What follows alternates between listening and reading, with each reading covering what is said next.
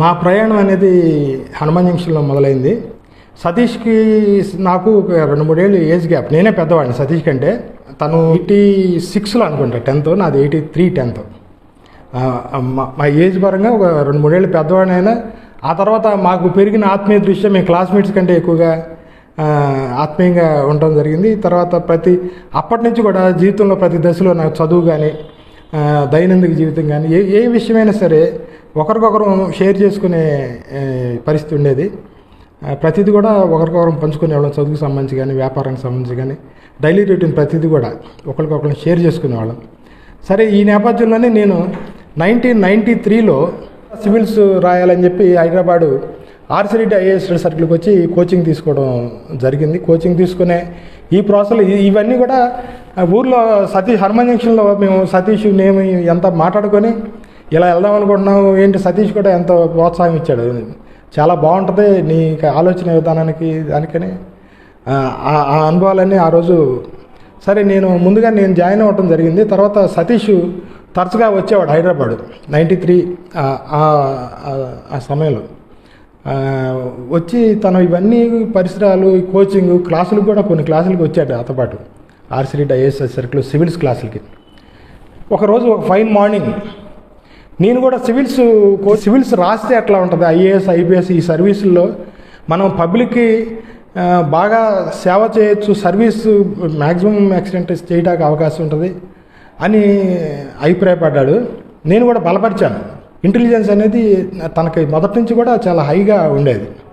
అకాడమిక్గా మార్కుల పరంగా అది రిఫ్లెక్ట్ కాకపోయినా తను ఆ ఎఫిషియన్సీ అనేది ప్రతి దీంట్లో కూడా కనిపిస్తూ ఉండేది. నువ్వు తప్పకుండా సాధిస్తావు రాస్తే అని చెప్పి అన్నాను. నాకు కూడా స్వయంగా అనిపించింది. సరే, రాయాలని ఆ రోజు సతీష్ నిర్ణయం తీసుకున్నాడు. తీసుకున్నాక వాళ్ళ తాతయ్య గారి ప్రభావం సతీష్ మీద చాలా ఎక్కువ. రాఘవయ్య గారు ప్రతిదీ కూడా ఆయనతో చర్చిస్తాడు. తర్వాత కొంతమంది ఆప్తులు కుటుంబ సభ్యులు ఉన్నారు. ఆ రోజు నైటు అప్పుడు సెల్ ఫోన్లు గట్రా లేవు కదా, ల్యాండ్లైన్ నుంచి సతీష్ అలా కుటుంబ సభ్యులు అందరితోనూ ముఖ్యంగా తాతయ్య గారితో మాట్లాడాడు. ప్రతిరోజు సతీష్ని అబ్జర్వ్ చేస్తూ వచ్చిన వ్యక్తి ఆయన రాఘవరావు గారు. ఆయన ఒక పెద్ద బిజినెస్ మ్యాన్. ఊర్లో మోతుబరి రైతు. తర్వాత పెట్రోల్ బంక్ ఒకటి ఉండేది. తర్వాత లారీలు ట్రాన్స్పోర్ట్ బిజినెస్ కూడా చాలా పెద్ద ఎత్తున నడుపుతూ ఉండేవారు ఆయన. ఈ బిజినెస్ అన్నింటిలో దాంతోపాటు కొంత పౌల్ట్రీ ఉండేది.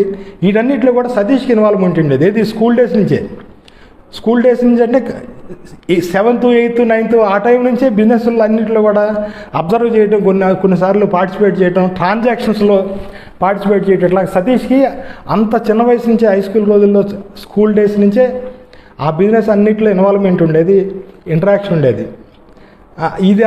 ఇవన్నిటి నేపథ్యంలో వాళ్ళ తాతయ్య గారు ఇప్పుడు నువ్వు మనకంటూ ఇంత బిజినెస్ ఫ్యామిలీ ఇంత ఉంది కదా, మనం ఇప్పుడు కొత్తగా గవర్నమెంట్ ఉద్యోగం సంపాదించి అంటే ఆ రోజుల్లో ఎలా ఉండేదంటే ఏ ఆధారం లేని వాళ్ళు గవర్నమెంట్ జాబు అది మంచి పొజిషన్ సపోర్ట్ అవుతుంది అలాగా ఆలోచించేవాళ్ళు పెద్దవాళ్ళు. మనకు ఉద్యోగంతో పని ఏంటి, ఇంత వ్యాపారం ఇది ఉంది, మనకంటూ ఒక ఎస్టాబ్లిష్మెంట్ ఉంది. వీటిలో నీకున్న ఆలోచన విధానానికి బిజినెస్లో అయితే నువ్వు బాగుంటుంది, నీకు షైన్ అవుతావని ఆయన పద్ధతిలో ఆయన సతీష్కి ఏంటంటే ఇక వాళ్ళ తాతయ్య గారి మాట అంటే అది వేదవాక్య అంటారా, ఇంకా అది పీక్ అనమాట. 99% కాదు 100% తీసుకుంటాడు ఆయన ఏం చెప్తే అది. ఇంకా రెండో ఆలోచన చేయలేదు. ఇక బిజినెస్ లైన్కి వెళ్దాము, సివిల్స్ కాదు అని తను కూడా ఒక నిర్ణయానికి వచ్చి ఆ తర్వాత పూనా వెళ్ళి అక్కడ కాలేజీ పేరు నేను మర్చిపోయా, దాదాపు 30 ఏళ్ళు అయింది. ఎంబీఏ చేరాడు. తర్వాత సక్సెస్ఫుల్గా ఎంబీఏ కంప్లీట్ చేసుకొచ్చాడు. తర్వాత ఆయన బిజినెస్ యాక్టివిటీస్ కానీ ఆయన ఇండస్ట్రీ స్టార్ట్ చేయటం కానివ్వండి, పాలిటిక్స్లో కానివ్వండి, అన్నిట్లో కూడా ఆయన ఏ రకమైన యాక్టివిటీస్ సక్సెస్ విజయ పరంపర ఎలా కొనసాగుతుందో ప్రజలందరికీ తెలిసిందే. ఇదంతా కూడా 30 సంవత్సరాల క్రితం ఈ హైదరాబాద్లో ఆర్సి రెడ్డి ఐఏఎస్ సర్కిల్ దగ్గర ఈ స్టార్ట్ అయిన ఈ ఆలోచన, ఈ అనుభవాలు, ఈ అనుభూతులు ఇవన్నీ తలుచుకుంటే చాలా సంతోషంగా ఉంది. సతీష్ ఇన్ని సంవత్సరాల తర్వాత ఆర్సి రెడ్డి ఐఏఎస్ సర్కిల్లో అప్పుడు నేను స్టూడెంట్గా ఉన్నాను, ఇప్పుడేమో కోఆర్డినేటర్గా ఇక్కడ అడ్మినిస్ట్రేషన్ బాధ్యతలు నిర్వహిస్తున్నాను. సతీష్ ఇక్కడికి రావటం, ఇక్కడ టైం స్పెండ్ చేసి ఇవన్నీ గుర్తు చేసుకోవడం నాకు చాలా సంతోషం అనిపించింది. 1992 సుమారుగా ఆ సంవత్సరం అనుకుంటున్నాను. ఒక సంవత్సరం అటు ఇటులో నేను హైదరాబాద్ రావడం జరిగింది. హైదరాబాద్లో నా స్నేహితుడు, ఒకే ఊరాళ్ళం, వేగిరెడ్డి చక్రవర్తి, నేను కలిపి ఒక అపార్ట్మెంటు లో ఫ్లాట్ తీసుకుని దాంట్లో ఉంటా. తను అప్పటికే ఆర్సి రెడ్డి ఐఏఎస్ స్టడీ సర్కిల్లో సివిల్స్ ప్రిపేర్ అవటం, అట్లా నేను అక్కడ ఉండి నెక్స్ట్ పీజీ ఏం జాయిన్ అవ్వాలి ఏంటి అనే దాంట్లో ఆలోచించుకుంటా. నేను కూడా కొన్ని రోజులు సివిల్స్ ప్రిపేర్ అవ్వడానికి ఈ ఆర్సి రెడ్డి ఐఏఎస్ స్టడీ సర్కిల్లోకి వచ్చి కోచింగ్ తీసుకోవటం. ఆ తర్వాత ఇది ఎందుకో మన సూట్ అవ్వదులే అని చెప్పి నెక్స్ట్ పీజీ జాయిన్ అవుదామని చెప్పి అనుకుని లాస్ట్ ఎగ్జామ్ రాయటం జరిగింది. ఆ స్టేట్లోనే 715 అనుకుంటా ర్యాంక్, సుమారు అంతే 715 ర్యాంక్ అప్పుడు నా రావటం. లాలో జాయిన్ అవుదాం అనుకుని అది కూడా వద్దని పూణేలో వెళ్ళి ఎంబీఏ జాయిన్ అయ్యాను. ఆ టైంలో కూడా చక్రవర్తి నాకు ఎంబీఏ పూనాలో బాగుంటుందని చెప్పి నాతో పాటు వచ్చి ఆ కాలేజీలన్నీ చూసి ఉన్న దాంట్లో మంచి college VK Patil college of management బాగుందని చెప్పి అక్కడ జాయిన్ అవ్వటం జరిగింది. ఆ తర్వాత నేను పూనాలో ఎంబీఏ చేసిన 2 సంవత్సరాలు కానివ్వండి, అంత ముందుగానే ఉండి తర్వాతగానే ఉండి ఈ అశోక్ నగర్ పరిసర ప్రాంతాల్లో ఈ RC Reddy IAS coaching institution చుట్టుపక్కల కానీ మంచి జీవితకాలం గుర్తుండే అనుభూతులు ఎన్నో ఉన్నాయి.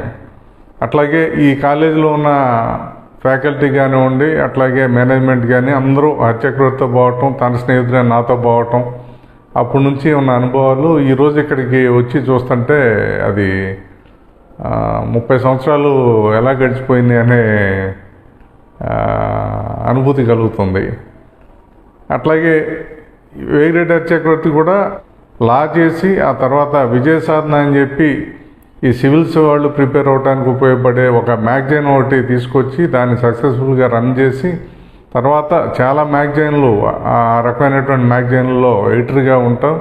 ఇవాళ IAS study circle, RC Reddy IAS study సర్కిల్లో ప్రధాన భూమిక పోషిస్తూ ఇక్కడ చాలామంది విద్యార్థుల్ని ఐఏఎస్లు కానివ్వండి, ఐపీఎస్లు కానివ్వండి, గ్రూప్ 1 కానీ లేకపోతే ఇతర ప్రభుత్వ ఉద్యోగాల్లో జాయిన్ అవటానికి తన వంతు కృషి తను చేస్తున్నాడు. ఈరోజు ఇక్కడికి వచ్చి ఇదంతా చూస్తుంటే చాలా ఆనందంగా అనిపించింది. 30 సంవత్సరాల క్రితం సతీష్ సివిల్స్ ఆన్లైన్లో సివిల్స్ కోచింగ్ తీసుకొని సివిల్స్ ప్రిపేర్ అయ్యి ఐఏఎస్ లేదా ఐపీఎస్ ఈ స్థాయిలో తను గనకంచి ఆ పొజిషన్ సంపాదించి ఉద్యోగ బాధ్యతలు నిర్వహించి ఉంటే ఎలా ఉండేది, ఇలాంటి సరదాగా ఇలాంటి ఆలోచనలు కూడా, చర్చలు కూడా వస్తుంటాయి మా మిత్రుల మధ్యలో. దానికి నా సమాధానం ఒకటే. నేను 30 సంవత్సరాలుగా ఎంతోమంది సివిల్స్ టాపర్లు, ఐఏఎస్ సెలెక్ట్ అయిన వాళ్ళని, ఐపీఎస్ సెలెక్ట్ అయిన వాళ్ళని, సెలెక్ట్ అయిన తర్వాత వాళ్ళు వివిధ హోదాల్లో వారు నిర్వహించిన బాధ్యతలు, ప్రజాసేవలో వాళ్ళు ఎంత మమేకమయ్యారు, ఎంత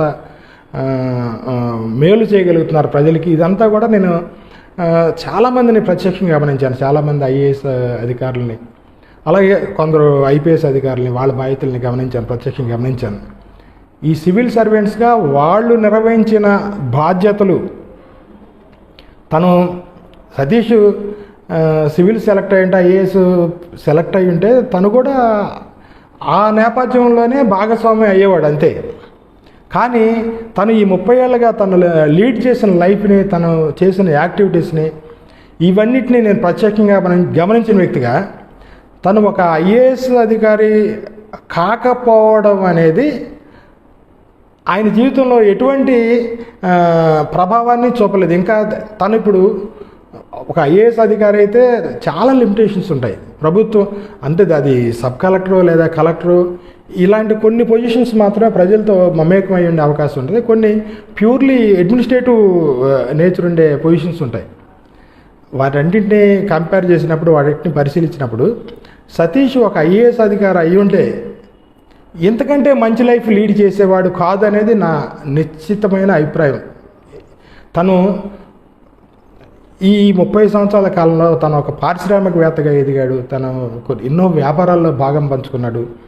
తర్వాత రాజకీయ ప్రముఖుడిగా ఎదిగాడు.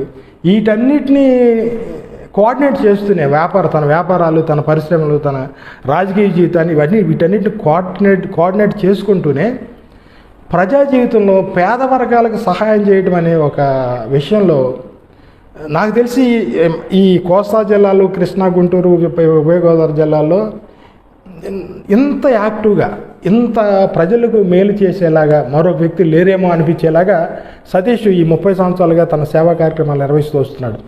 కొన్ని వందల మందికి చదువులు చెప్పించాడు, కొన్ని వేల మందికి వైద్య సేవలు ఇచ్చాడు, కొన్ని వేల మందికి ఉద్యోగాలు ఇచ్చి వాళ్ళ జీవితాలకి ఒక భరోసా కల్పించాడు. అలాగే కొన్ని లక్షల మందికి వివిధ కార్యక్రమాల ద్వారా లక్షల మందికే సహాయం చేశాడు.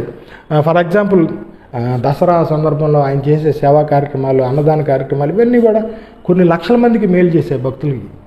అలాగే ప్రతి సందర్భంలో కూడా తను ఏది చేస్తే కూడా అది ఒక పెద్ద స్థాయిలో ఉండేలాగా చూస్తాడు. ఒకరికి ఇద్దరికే కాదు, కొన్ని వందల మందికి మేలు జరగాలి నా ద్వారా అని ఒక ఈ కసి ఉంది చిన్నతనం నుంచి కూడా. చిన్నగా కాదు, ఏది చేసినా పెద్ద. నేను ఒక పరిశ్రమ పెడితే పెద్దగా పరిశ్రమ పెట్టాలి, నేను ఉపాధి కల్పిస్తే పరిశ్రమ ద్వారా కొంతమందికి ఉపాధి కల్పించాలంటే అది కూడా వేలల్లో వందల్లో ఉండాలి ఉపాధి పొందేవాళ్ళు. అలాగే వ్యాపారం కూడా అంత పెద్ద స్థాయిలో చేయాలి. అదే తరాలోనే తను చేసే సహాయ కార్యక్రమాలు కూడా అంత పెద్ద స్థాయిలో ఉండేలాగా తను ఎప్పుడూ చేస్తూ వచ్చాడు. ఒకరికో ఇద్దరికో సహాయం చేయడం కాదు, 100 మంది 200 మంది, ఒకరికి 10 మందికి 20 మందికి ఉద్యోగం కాదు, కొన్ని వందల మందికి ఉద్యోగం ఇవ్వాలి నా ద్వారా. ప్రతిదీ కూడా అంత లాంగ్ వేలో ఆలోచిస్తూ ఉండేవాడు. ఇదంతా తన 30 సంవత్సరాలుగా తను ఈ లైఫ్ని ఇంత బిగ్ వేలో తను లీడ్ చేస్తూ వచ్చిన లైఫ్ని చూసినప్పుడు తను ఒక ఐఏఎస్ అధికారి అయినా సరే ఎందుకంటే మంచి జీవితాన్ని లీడ్ చేసేవాడు కాదు అనేది నా నిశ్చిత అభిప్రాయం. తను ఇలాగా ఇండిపెండెంట్గా ఉండి పారిశ్రామికవేత్తగా, వ్యాపారవేత్తగా, రాజకీయ ప్రముఖుడిగా ఈ సేవా కార్యక్రమాలన్నీ చూసినప్పుడు ఎందుకంటే బెటర్ లైఫ్ ఒక గవర్నమెంట్లో ఉండి చేయగలిగేవాడు కాదనేది నా స్థిరాభిప్రాయం. ఎనీవే ఇవన్నీ తలుచుకున్నప్పుడు చాలా ఆనందంగా ఉంటుంది. ఇదే విషయంలో మా ఇద్దరిని సతీష్ని బాగా క్లోజ్గా అబ్జర్వ్ చేస్తున్నారు కిషోర్ దాస్ గారు, ప్రముఖ జర్నలిస్టు, తర్వాత కళాకారులు, వారు సినిమా ప్రముఖులు, నటుడుగా. ఆయన టీవీ షోల ద్వారానే కాకుండా అనేకమైన సక్సెస్ఫుల్ సినిమాల్లో నటుడిగా కూడా లక్షలాది మంది ప్రజలకు సుపరిచితుడు. దాస్ గారు ఆయన అనుభవాలు కూడా షేర్ చేసుకోవాలని కోరుకుంటున్నా. దాస్ గారు రండి. నిజానికి నాకు హరిచక్రవర్తి ద్వారానే సతీష్ గారి పరిచయం దాదాపు 4 దశాబ్దాలైంది. సతీష్ గారికి ఒకసారి స్నేహం ఏర్పడితే ఆ లంకె కుదిరితే మాత్రం ఇంక జీవితాంతం బంధం ఉంటుంది. ఆయన మన స్నేహితుడు అనుకున్న తర్వాత మనకి జీవితానికి ఒక భరోసా కలుగుతుంది. నేను సతీష్ గారి స్నేహితుడిని అని ఒక్కసారి నేను అనుకున్నాను అనుకోండి, నేను చాలా ధీమాగా బతుకుతాను. ఎందుకంటే నా కష్టం నష్టం ఆయన అన్నీ చూసుకుంటాను. చాలా ధైర్యంగా బతకవచ్చు. కేవలం కొద్దిమంది అదృష్టవంతులకి మాత్రమే సతీష్ గారి స్నేహం దక్కుతుందని నేను ఘంటాపథంగా చెప్తాను.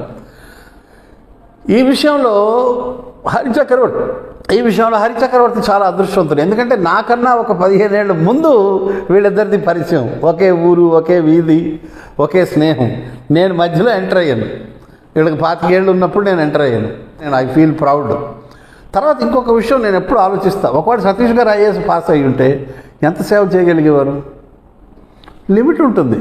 గవర్నమెంట్ ఉద్యోగి అంటే పై అధికారులు ఉంటారు, పైన రాజకీయ నాయకులు ఉంటారు, చాలా కంజెస్టెడ్గా ఉంటుంది, అందులోనే చేయాలి. కానీ ఇప్పుడు సతీష్ గారి స్వేచ్ఛాజీవి కాబట్టి ఎన్నో రకాలుగా సమాజానికి ఉపయోగపడుతున్నారు, అపరిమితంగా ఉపయోగపడుతున్నారు. మనం అవన్నీ వివరాలు హరిగారు చెప్పారు. ఇది కాకుండా ఇంకో విషయం ఏం చెప్పాలంటే, సతీష్ గారు ఒక ఐఏఎస్ అంటే లిమిటెడ్గా ఉండేవారు. ఒక పంచాయతీరాజు, ఒక రెవెన్యూ, ఒక ఎడ్యుకేషన్, ఏదో డిపార్ట్మెంట్లో ఉండిపోయారు. ఈరోజు సతీష్ గారు ఒక వ్యాపారవేత్త.